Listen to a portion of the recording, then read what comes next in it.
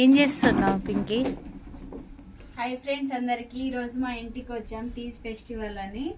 ఈరోజు బంజారా స్టైల్ చురుము వేస్తున్నా, చూడండి. చేసుకున్న రొట్టెల్ని ఇట్లా సగం సగం చేసుకోవాలి. చేసుకొని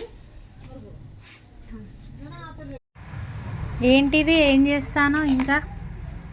ఇప్పుడు అది మనం రొట్టెలు చేసింది ఇట్లా కట్ చేసి అంటే సగం సగం చేసుకున్నాం కదా.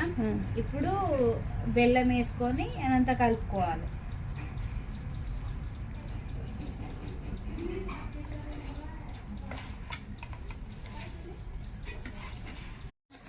అది ఓమాయమా సేమ్. బెల్లం వేసి కలుపుకొని ఇట్లా ముద్ద వేసుకొని తినాలి. టేస్ట్ ఎట్లుందో చెప్తా.